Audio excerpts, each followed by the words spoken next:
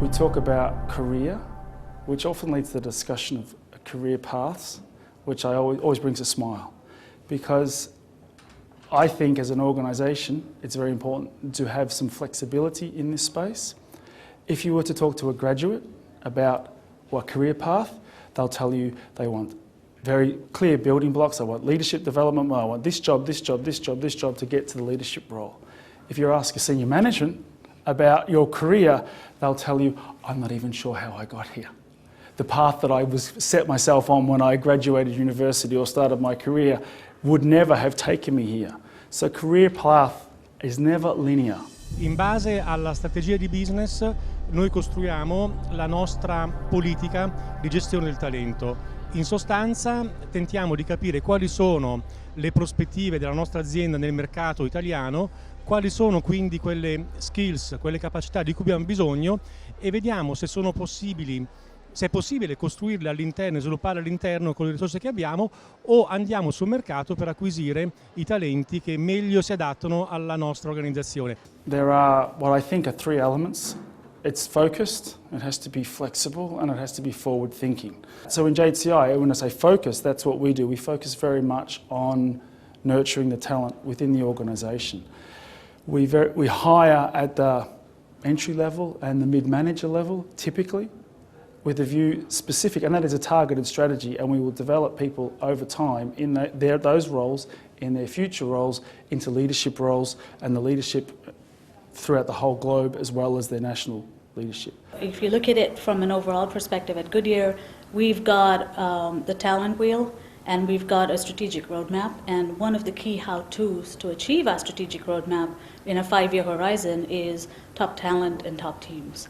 So that alone shows the engagement of the leadership from the top who drive it, and then as well it's very easy to cascade down, so because the organization realizes that it's a key focus, and then that allows the strategy to come through and allows a lot of work and talent to actually happen and guide careers and grow people to achieve business results. Many of our local markets, particularly in Central Europe where I'm accountable for, have cross-functional assignments where they give people the opportunity, and very importantly at this lower or mid-level, to experience roles in functions that are outside their natural specialism. It's challenging them.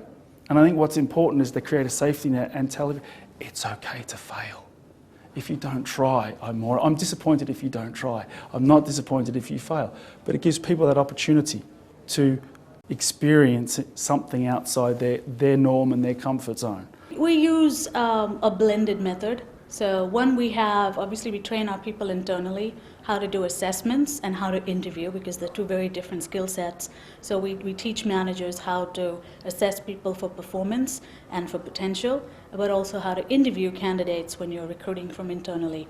What we also do as a checkpoint is for executive levels and above, we do a third-party assessment process, which is aligned to our 5 leadership traits and behaviors that we want in the company.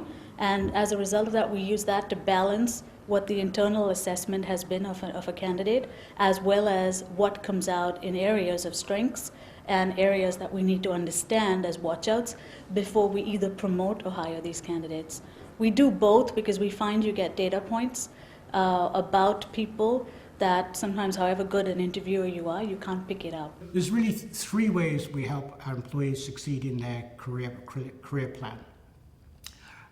The first very much is related to visibility. We have to help them to have an understanding of where their career is going to go in Valeo. So we have to give feedback on the succession plan so they have visibility. Second point is that we produce career paths.